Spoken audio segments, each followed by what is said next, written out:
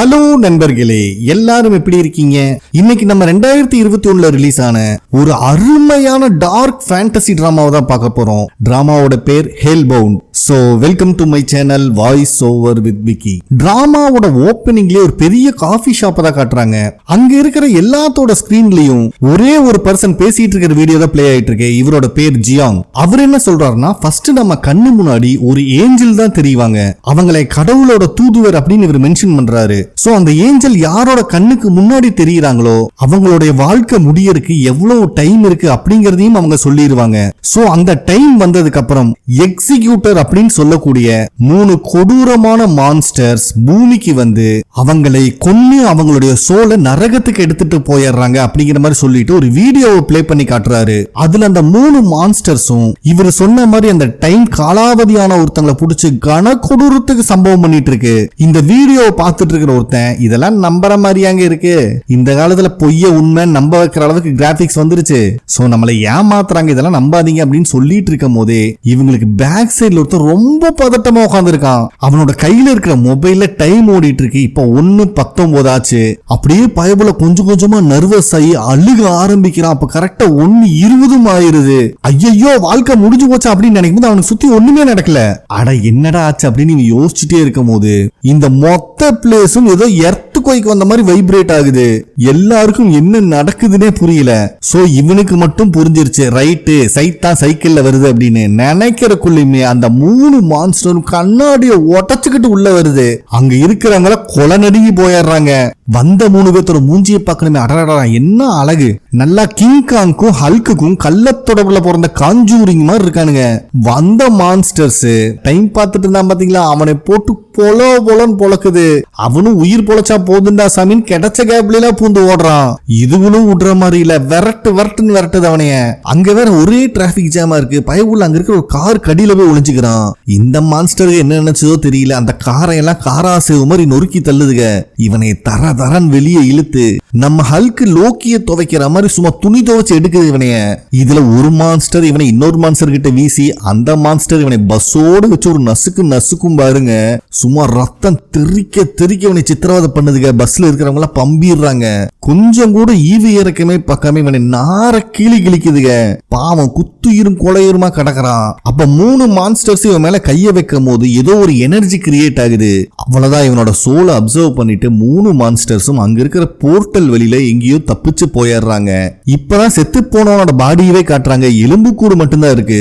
அதுக்கப்புறம் police department இதை பத்தி டிஸ்கஷன் பண்ணிட்டு இருப்போம். லேட்டா ஒருத்த வர பாத்தீங்களா, இவரு தான் நம்ம டிராமாவோட ஹீரோ. இவனு இவ்வளவு சின்சியரா டிஸ்கஷன் பண்ணிட்டு இருக்கானுங்க. வந்தவன் காஃபி போடுறங்கிற பேர்ல எல்லாத்தையும் டிஸ்டர்ப் பண்றான். இது அங்க இருக்கிற கேப்டனுக்கு செம்ம காண்ட் ஆகுது. சோ அந்த கேஸை எக்ஸ்பிளைன் பண்ணிட்டு இருக்கிற ஆபீசர் இருந்துட்டு, இந்த ஆளுக்கு 36 வயசாச்சு, 2 வருஷத்துக்கு முன்னாடி தான் டிவோர்ஸ் பண்ணிருக்கான், இவனுக்கு குழந்தைங்க கிடையாது. அந்த காஃபி ஷாப்ல இருந்து 15 மினிட்ஸ் சரௌண்டிங்ல தான் அவன் வாழ்ந்துட்டு இருக்கான். அது மட்டும் இல்லாம இந்த சம்பவம் பகல்ல நடந்தனால நிறைய விட்னஸும் வீடியோ எவிடன்ஸும் கிடைச்சிருக்கு. ஆனா இவனுக்கு யாரு எங்க இருந்து வந்தானுங்கன்னே தெரியலன்னு வீடியோ பிளே பண்றாங்க. இத பாக்குற போலீஸ்காரனுக்குள்ள தூக்கி வாரி போடுது. அந்த சமயத்துல நம்ம ஹீரோ மொபைல் எடுத்து நோண்டா இன்டர்நெட் ஃபுல்லா இத பத்தி கிளியும் கிழிச்சு வச்சிருக்கானுங்க. இத பார்த்துட்டு இருக்கிற போலீஸ் சீஃப் செம்ம கான்ல ஹீரோ கடிச்சு விட்டுறாரு. அதுக்கப்புறம் போலீஸ் சீஃப் இத மொத்தமா 2 டீமா பிரிக்கிறாரு. கிரவுண்ட் ஒர்க் பண்றதுக்கு ஒரு டீமும், ஃபர்தரா இந்த கேஸை இன்வெஸ்டிகேட் பண்றதுக்காக ஹீரோவையும் அவரு கூடவே பக்கத்துல கண்ணாடிக்காரர் ஒருத்தர் உட்கார்ந்துருக்காருல, அவர் நம்ம கொலிகின்னு வச்சுக்கலாம், இவங்க 2 பேத்து கையில தான் அந்த கேஸை ஒப்படைக்கிறாங்க. சோ ஹீரோவும் கொலிகும் வண்டியில போயிட்டு இருக்கும் போது கொலிக்காரன் நியூ டூத் அப்படிங்கிற ஆர்கனைசேஷன் பத்தி ஆன்லைன்ல படிச்சிட்டு இருக்கான். இது வேற எந்த ஆர்கனைசேஷன்ல ஃபர்ஸ்ட் சீன்ல எல்லாத்தோட லேப்டாப்லயும் ஒரு வீடியோ ஓடி இருக்கும். ஜியாங் ஒருத்தர் பேசி இருப்பாரு, அவருதான் இந்த ஆர்கனைசேஷனோட சிஇஓவே. அப்ப அவன் என்ன சொல்றான்னா, இந்த ஆர்கனைசேஷன் கடைசியா ஒரு 10 வருஷமா தான் இவ்வளவு டெவலப்மெண்ட் ஆயிருக்கு. அந்த ஆர்கனைசேஷனோட கொள்கையை தப்பு செய்யற மனிதர்களை கடவுளே வந்து தண்டிப்பார் அப்படிங்கிறது தான். எனக்கு என்னமோ இவனுக்கும் வேற ஹெட் அந்த ஆர்கனைசேஷன் மாதிரி தான் இருப்பானுங்கன்னு சொல்லும் போது ஹீரோக்கே தூக்கி வாரி போடுது. யாரு அந்த சைக்கோ கேங்கா அப்படின்னு கேட்கிறாரு. சோ மொத்தமா இங்க 2 ஆர்கனைசேஷன் இருக்கு.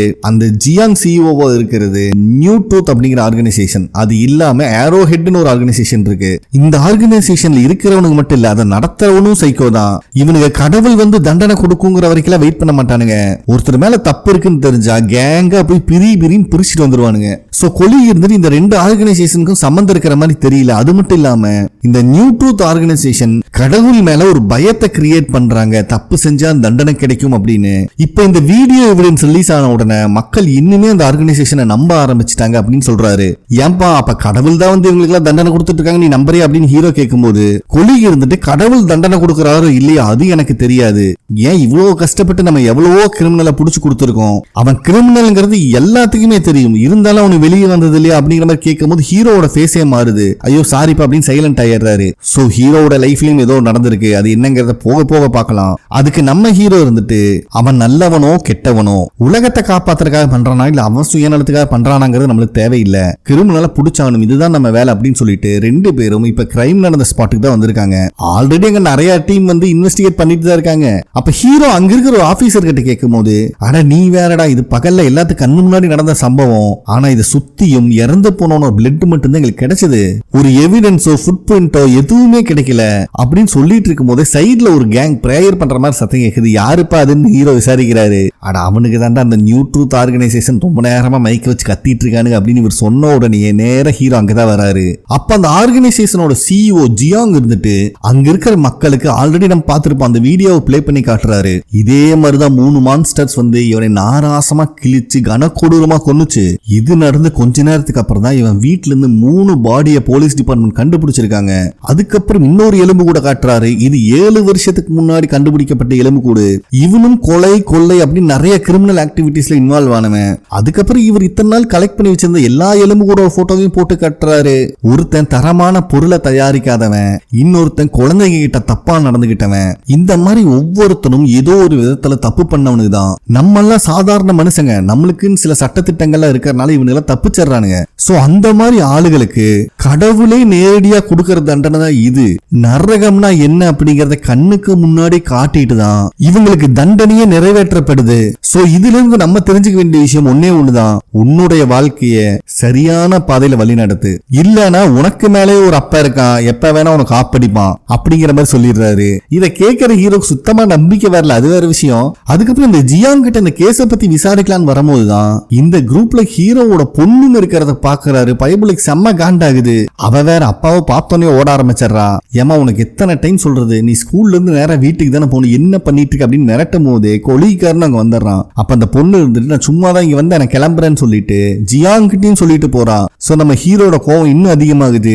ஏன்டா ஸ்கூல் படிக்கிற பொண்ணையெல்லாம் அந்த குரூப்ல சேர்த்து என்னடா பண்றீங்க அப்படின்னு கேட்டு இருக்கும் போது, அவங்க எல்லாருமே வாலண்டியர்ஸ், உங்க பெர்மிஷனோட தான் வந்தான்னு நினைச்சேன், சோ இதுக்கப்புறம் உங்க பொண்ணுக்கு நான் வார்ன் பண்றேன் அப்படிங்கிற மாதிரி சொல்லிடுறான். கொலி இருந்துட்டு இந்த கேஸ் சம்பந்தமா சில கொஸ்டின்ஸ் உங்ககிட்ட கேட்கணும் அப்படிங்கிற மாதிரி சொல்றாரு. தப்பா நினைக்காதீங்க, எனக்கு இன்டர்வியூ டைம் ஆச்சு, அந்த வேலை பேசிக்கலாம் அப்படிங்கிற மாதிரி சொல்லிட்டு ட்ரெயின்ல தான் டிராவல் பண்றான். இதுவே இவங்களுக்கு செம ஷாக்கா இருக்கு. ஏன்னா ஒரு ஆர்கனைசேஷனோட சிஇஓவே ட்ரெயின்ல போயிட்டு இருக்கான். அப்ப இவங்க மர்டரை பத்தி ஜியாங் கிட்ட கேட்கும் போது, இதெல்லாம் கடவுளோட செயல், இத பத்தி எல்லாம் நீங்க இன்வெஸ்டிகேட் பண்ண முடியாது, நான் சின்ன வயசுல கத்தோலிக் ஆர்பனேஜ்ல தான் வளர்ந்தேன், அதுல இருந்தே ரிலீஜியஸ் அப்படிங்கிறது என்னோட லைஃப்ல ஒரு பார்ட்டாவே இருக்கு அப்படின்னு சொல்லிட்டு வரும்போதே ஒரு லேடி நம்ம ஜியாங்காக எந்திரிச்சு சீட்டு கொடுக்கறாங்க. பட் அவரு பெருந்தன்மையா வேண்டான்னு சொல்லிடுறாரு. ஆனா அந்த கம்பார்ட்மெண்ட்ல எல்லாருமே ஜியாங் பேரை சொல்லி பேசிட்டு இருக்காங்க. இத பார்க்கும் போது நம்ம ஹீரோக்கே புரியுது, பைபிள கொஞ்சம் ஃபேமஸான ஆள் தான், எல்லாத்துக்குமே இவன் மேல ஒரு நல்ல மரியாதை இருக்கு அப்படின்னு. அப்பதான் ஜியாங் அவரோட கதையை சொல்ல ஆரம்பிக்கிறாரு. இவருக்கு இந்த ஆர்பனேஜோட லைஃபே பிடிக்காம போச்சு. சோ ஒரு கட்டத்துல வாழ்க்கையவே வெறுத்து 20 வயசானதுக்கு அப்புறம் சூசைட் பண்ணலாம் அப்படிங்கிற ஒரு முடிவு எடுக்கிறாரு. அப்ப இந்த கொலீக் போலீஸ்காரர் வந்துட்டு ஏன் பர்டிகுலரா 20 வயசு செலக்ட் பண்ணீங்கன்னு கேட்கும்போது, 20 வயசுல தான் ஆர்பனேஜ் விட்டு வெளியே வர முடியும், அதுக்கப்புறம் தான் சொந்த கால்ல நின்னு சம்பாதிக்கவும் முடியும், அதனால 20 வயசாகிற வரைக்கும் நான் அந்த வாழ்க்கையை கஷ்டப்பட்டு வாழ்ந்தேன், அதுக்கப்புறம் கொஞ்சம் காசையும் சேர்த்து வச்சேன், ஏன்னா நான் செத்ததுக்கு அப்புறம் யார் கண்ணிலையும் படக்கூடாது அப்படிங்கறத என்னோட முடிவு. அதனால டிபேட் அப்படிங்கிற ஒரு பிளேஸுக்கும் போனேன். அங்க போற வழியிலேயே எனக்கு தெரிஞ்சு போச்சு, செத்து போனதா பாடி கூட யாருக்கு கிடைக்காது, அவ்வளோ வாலண்டரிஸ் இருக்காங்க அப்படின்னு கழுகுதா சொல்லிட்டு இருக்காரு. ஒரு கட்டத்துல அந்த மலையோட உச்சியில போய் கதையை முடிச்சுக்கலான்னு பார்க்கும் போதுதான் இந்த 3 மான்ஸ்டர்ஸும் சேர்ந்து ஒருத்தனோட சோலை எடுத்துட்டு இருந்தது நான் பார்த்தேன். இதுதான் ஃபர்ஸ்ட் டைம் நான் லைஃப்ல இவங்களை பாக்குறது. அதுக்கப்புறம் தான் நான் ஒரு முடிவு எடுத்தேன், இதுக்கு பின்னாடி இருக்கிற சம்பவத்தை கண்டுபிடிக்கணும் அப்படின்னு. இதுக்காக கிட்டத்தட்ட உலகத்துல எந்தெந்த இடத்துல எல்லாம் கடவுளோட ட்ரேஸ் இருக்குன்னு சொல்றாங்களோ அங்க எல்லாம் சுத்தியாச்சு. பட் ஒரு பீரியடுக்கு அப்புறம் தான் கடவுளோட விருப்பம் என்ன, நான் என்னதான் செய்யணும் அப்படிங்கறத யோசிக்க ஆரம்பிச்சேன் அப்படின்னு இவர் சொல்லிட்டு இருக்கும் போதே கொலிக்காரர் இருந்துட்டு, அப்ப வெளியே இருக்கிறவங்க சொல்ற மாதிரி நியூ ட்ரூத் ஆர்கனைசேஷனுக்கும் ஏரோஹெட் ஆர்கனைசேஷனுக்கும் சம்பந்தம் இருக்கா அப்படிங்கிற மாதிரி கேட்கிறான். பட் அந்த மாதிரி எதுவுமே இல்ல அப்படின்னு ஜியாங் சொல்லிடுறாரு. அது மட்டும் இல்லாம மக்கள் நிறைய பேர் அப்படிதான் நினைச்சிட்டு இருக்காங்க. எங்களுடைய முக்கியமான குறிக்கோளே தப்பு செஞ்சா அதுக்குண்டான தண்டனை கண்டிப்பா கடவுள் கொடுப்பாரு அப்படிங்கிற ஒரு நம்பிக்கை மக்களுக்கு வரணும் அப்படிங்கிறது தான் அப்படின்னு இவர் சொல்லிட்டு இருக்கும் போது ஹீரோ இருந்துட்டு நீங்க கடவுள் மேல ஒரு பயத்தை கிரியேட் பண்றீங்க, இது தவறான வழி அப்படிங்கிற மாதிரி சொல்றாரு. ஆனா அதுக்கு ஜியாங் உங்க ஒய்ஃபை ஒருத்த மர்டர் பண்ணிட்டான் அப்படிங்கிற விஷயத்த உங்க பொண்ணு மூலியமா நான் கேள்விப்பட்டேன், ஆனா அவன் இப்ப தண்டனையிலிருந்து வெளியே வந்து நல்ல சுதந்திரமா தானே சுத்திட்டு இருக்கான் அப்படிங்கிற மாதிரி கேட்கிறாரு. ஹீரோ கிட்ட எந்த பதிலும் இல்ல. அதுக்குள்ளேயும் ஜியாங்க இன்டர்வியூ பண்ற பர்சன்ஸ் எல்லாம் வந்துடுறாங்க. சோ இவரும் ஹீரோட மொபைலுக்கு ஒரு மிஸ்ட் கால் கொடுத்து இதுதான் என்னோட நம்பர், வேற ஏதாவது கொஸ்டின் இருந்தா கால் பண்ணுங்க அப்படின்னு சொல்லிட்டு அங்கிருந்து கிளம்பிடுறாரு. சோ வீட்டுக்கு வந்த ஹீரோவும் ஜியாங்க பத்தின விஷயத்தை நெட்ல சர்ச் பண்ணி பாக்குறாரு. பைபிள பிரேவ் சிட்டிசனுக்கான அவார்டெல்லாம் வாங்கியிருக்காரு. அந்த ஊர்ல சப்வே ஸ்டேஷன்ல யாரோ குதிக்க போனவங்கள மண்டை கழுவி காப்பாத்தி இருக்காரு நம்ம ஜியாங். அப்பதான் அதுல இன்னொரு நியூஸையும் பாக்குறாரு. லாயர் மின் ஹைஜின், இவங்க தான் இந்த டிராமாவோட ஹீரோயின். இவங்களை நம்ம மின்னு வச்சுக்கலாம். சோடோ லா ஃபார்ம் அப்படிங்கிற கம்பெனியோட லாயரா இருக்கிறவங்க நல்லது பண்றங்கிற பேர்ல நிறைய கல்பிரேட் உருவாயிட்டு இருக்காங்க, அதுக்கு எதிரான ஆதாரங்களை நான் சேர்த்துவேன் அப்படிங்கிற மாதிரி சொல்லியிருக்காங்க. அதாவது ஜியாங்க தான் டைரக்டா தாக்கி இருக்காங்க. அப்பதான் ஜியாங் கடைசியா ஒய்ஃபோட மர்டர் கேஸை பத்தி பேசின விஷயம் ஞாபகத்துக்கு வருது. பாவம் நம்ம ஹீரோ ஒரு நாள் டியூட்டில இருக்கும்போது வீட்டுல இருக்க ஒய்ஃபை ஒரு சைக்கோ நாய் குத்தி கொலை பண்ணிருக்கான். இவரும் வந்து பார்த்து நொந்து போயிருக்காரு ஆளு. அதுக்கப்புறம் இருந்த எவிடன்ஸ் எல்லாம் வச்சு அரெஸ்ட் பண்ணாலும் ப்ராப்பரா நிரூபிக்கப்பட முடியாதனால 6 வருஷத்துல அவன் ரிலீஸும் ஆயிட்டான். அதைய நினைச்சு பார்த்து ஃபீல் பண்ணிட்டு இருக்காரு. நெக்ஸ்ட் சீன்ல நமக்கு ஒரு லேடியை காட்டுறாங்க. இவங்களுடைய பேர் பார்க். ஒர்க்க முடிச்சுட்டு வீட்டுக்கு வந்தா இவங்களுடைய 2 குழந்தைங்க, ஒரு குட்டி பொண்ணு பையன். 2 பேருமே இவங்களுக்கு பர்த்டே வாட்டுறக்க சர்ப்ரைஸ் பண்றக்க கேக்கோட பர்த்டே சாங் பாடி வெல்கம் பண்ணிட்டு இருக்காங்க. அந்த பையன் வீடியோ ரெக்கார்ட் பண்ணிட்டு இருக்கான். இத பாக்குறவங்களுக்கு செம சந்தோஷமா இருக்கு. திடீர்னு அந்த பையன் ஷாக் ஆகுறான். என்னடான்னு பார்த்தா அந்த ஏஞ்சல் இப்ப இவங்க கண்ணுக்கு முன்னாடி வந்து பார்க்கோட பேரை சொல்லி இன்னையிலிருந்து 5வது நாள் மத்தியானம் 3 மணிக்கு நீ இறந்து நரகத்துக்கு போவ அப்படிங்கிற மாதிரி சொல்லிட்டு போயிடுறாங்க. இத கேட்கிறவங்களுக்கு செம ஷாக் ஆகுது. அதே நேரத்துல யூடியூப் லைவ்ல ஒருத்தன் பஞ்சவர்ண கிளி மாதிரி கூவிட்டு இருக்கான் பாத்தீங்களா, இவன் தான் அந்த ஏரோ ஹெட் டீமோட ஹெட். இவன் ஒரு கொடூரமான சைக்கோன் கூட வச்சுக்கலாம். இவனுக்கு நிறைய ஃபாலோவர்ஸ் வேற இருக்காங்க இவனே மாதிரியே. சோ அப்ப எல்லாத்துக்கிட்டையுமே கடவுள் தப்பு செஞ்சவங்களுக்கு தண்டனை கொடுக்க ஆரம்பிச்சிட்டாரு. ஆனா போலீஸ்காரங்க எப்படி ஒரு கடவுளை போய் அரெஸ்ட் பண்ண முடியும் பாருங்க. இப்போ கூட 3 மான்ஸ்டர்ஸ் வந்து ஒருத்தனை துவச்சு தொங்க விட்டுட்டு போயிருக்காங்க. சோ போலீஸ்காரங்க கடவுளை தேடுறதுக்கு பதிலா இவன் என்ன தப்பு செஞ்சாங்கிறத கண்டுபிடிச்சாங்கனாலே போதுமானது. அது மட்டும் இல்லாம தப்பு செஞ்ச ஒவ்வொருத்தரை பார்த்து ஏரோவோட ஆரம்பிச்சிட்டாரு கடவுள். அதனாலதான் நம்ம குரூப்போட பேர் ஏரோ ஹெட்னு வச்சிருக்கோம். சோ கடவுள் ஏரோ மட்டும் தான் விடுவாரு, நம்ம தான் தலையை வச்சு முட்டி தூக்க போறோம். இப்போ கூட ஒரு ஜேர்னலிஸ்ட் பேசியிருக்காங்க, கொஞ்சம் கேளுங்களேன்னு ஒரு வீடியோ பிளே பண்ணி காட்டுறான். அதுல அந்த ஜேர்னலிஸ்ட் இருந்துட்டு நிறைய பேர் கடவுள் அவன் செஞ்ச பாவத்துக்கு கொடுக்கப்பட்ட தண்டனையா பாக்குறாங்க. ஆனா இருந்தாலும் ஒரு பப்ளிக் பிளேஸ்ல நிறைய குழந்தைங்க கண்ணு முன்னாடி இவ்வளவு கொடூரமான ஒரு கொலை நடந்திருக்கு அப்படிங்கிற மாதிரி சொல்லிட்டு இருக்காரு. இதை இந்த ஏரோ ஹெட்னால ஏத்துக்கவே முடியல. தண்டனை அப்படிதான்ப்பா இருக்கும், தண்டனைகள் கடுமையானால் தான் குற்றங்கள் குறையும். சோ மை டியர் சப்ஸ்கிரைபர், உங்க எல்லாத்துக்கும் நான் என்ன சொல்ல வரேன் அப்படின்னா, கடவுள் பனிஷ் பண்ற வரைக்கும் நம்ம வெயிட் பண்ணுங்கிற அவசியம் இல்ல, நம்மளே தண்டனை கொடுக்கலாம், அதுக்குண்டான ரைட்ஸ் நம்மளுக்கு இருக்கு. அதுக்காக தான் நம்ம இங்க எல்லாம் ஒண்ணு கூடி இருக்கோம் அப்படின்னு சொல்லிட்டு இன்னொரு வீடியோவை பிளே பண்றான். அதுல இதுக்கு முன்னாடி ஒரு ஜேர்னலிஸ்ட் பேசியிருந்தாரு பாத்தீங்களா, அந்த ஜேர்னலிஸ்ட தூக்கிட்டு வந்து வச்சு பொடாபொடன் பொட்டச்சிருக்கானுங்க. பாவம் கண்ணெல்லாம் கட்டி போட்டு அடி பிரிச்சு மெஞ்சிருக்கானுங்க. இந்த குரூப்ல பொண்ணுகளும் இருக்காங்களாட்டு இருக்கு. ஏன்டா இப்படி எல்லாம் பேசினா உன்னை விட்டுருவோம்னு நினைக்கிறியாடா அப்படின்னு சொல்லி பொடாபொடன் பொட்டைக்கிறாங்க. அவனும் நான் கடவுள் இல்லைன்னு சொல்லிங்க, என்னை மன்னிச்சிருங்கன்னு சொல்லி கதறன்னு கதறான். ஆனா மனசாட்சியே இல்லாம மானாவரியா அடிக்கிறானுங்க.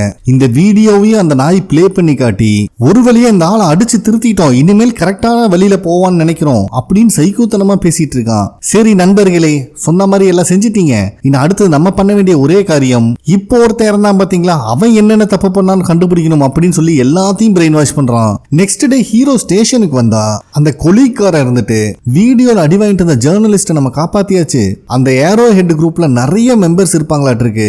இப்பத்துக்கு கையில சிக்கணும் 4 பொடுசுகளை தான் அரெஸ்ட் பண்ணி வச்சிருக்கோம். என்ன பண்ணாலும் யாருமே அந்த ஹெட்டை காட்டி கொடுக்க மாட்டேங்கிறாங்க அப்படிங்கிற மாதிரி சொல்லிடுறாரு. சோ ஹீரோவும் அடி வாங்கின அந்த ஜேர்னலிஸ்ட் தான் பார்க்க வந்திருக்காரு. கூடவே லாயர் இருக்காங்க, ஹீரோயின். அப்ப அந்த ஜேர்னலிஸ்ட் வந்துட்டு நான் கார் எடுக்கிறதுக்காக பார்க்கிங்க்கு அண்டர் கிரவுண்டுக்கு வந்தேன், எவனோ என்னை எங்கிருந்து அடிச்சானே தெரியல, அதோட மயக்கம் போட்டு விழுந்துட்டேன். கண்ணை முழிச்சு பார்க்கும்போது என் கையை காலு கண்ணு வரைக்கும் எல்லாத்தையும் கட்டி போட்டு வச்சிருந்தாங்க அப்படின்னு சொல்லிட்டு இருக்காரு. அதே நேரத்துல அந்த அரெஸ்ட் பண்ணி வச்சிருந்த பொடுசு கிட்டையும் இன்வெஸ்டிகேஷன் நடந்துட்டு இருக்கு. எவ்வளவு மிரட்டி பார்த்தாலும் இவனுக்கு வாயை துறக்கிற மாதிரியே இல்ல. டே ஜெயிலுக்கு போயிடுவீங்கடா, உன் லைஃப் ஸ்பாயில் ஆகும்னு சொன்னா அதெல்லாம் எங்களுக்கு தெரியும், நாங்க இன்னும் மேஜர் ஆகல ராஜா, அப்படியே அனுப்புனாலும் ஜூனிவல் கோர்ட்டுக்கு தான் நீங்க அனுப்பி ஆகணும் அப்படின்னு ரொம்ப தவுலத்தா பேசிட்டு இருக்கானுங்க. பாவம் அந்த கொலிக் போலீஸ்காரருக்கு என்ன பதில் பேசுறதுன்னு தெரியல.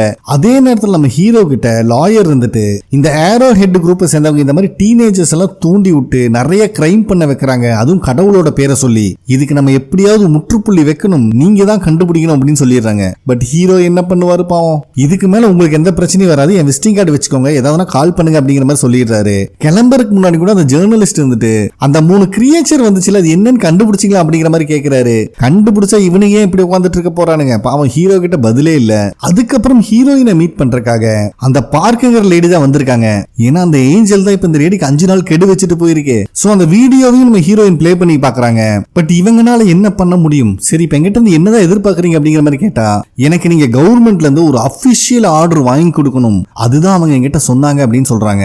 யாருமா அந்த அவங்க அப்படின்னு கேட்டா, இந்த லேடி இங்க வரக்கு முன்னாடி ஜியாங்க போய் மீட் பண்ணிருக்காங்க. ஏன்னா இந்த விஷயத்துல எக்ஸ்பர்ட் அவரு தானே. பட் இப்ப வரைக்கும் இந்த விஷயத்தை தடுக்கிறதுக்கான வழிமுறை யாருக்குமே தெரியாது. அதனால ஜியாங் வந்துட்டு இதை லைவா டெலிகாஸ்ட் பண்றதுக்கான பர்மிஷன் வாங்கிட்டு சொல்லியிருக்காரு. இத கேட்கிற ஹீரோயினுக்கு தூக்கி வாரி போடுது. என்னமா உளறிட்டு இருக்கு அப்படின்னு கேட்டா, எனக்கு வேற வழி இல்ல, அந்த மான்ஸ்டர்ஸ் வந்து என்னை நரகத்துக்கு கூட்டு போறது அவங்க லைவா டெலிகாஸ்ட் பண்ணணும்னு நினைக்கிறாங்க அப்படின்னு சொல்லும் போதுதான் ஜியாங்கோட ஃபேஸ்லயே ஒரு ஸ்மைலை காட்டி இந்த இடத்துல ஃபர்ஸ்ட் எபிசோட கம்ப்ளீட் பண்றாங்க. ஓகே ஃப்ரெண்ட்ஸ், கண்டிப்பா உங்களுக்கு பிடிச்சிருக்கும் நம்புறேன். நெக்ஸ்ட் எபிசோட் மீட் பண்ணலாம். நன்றி.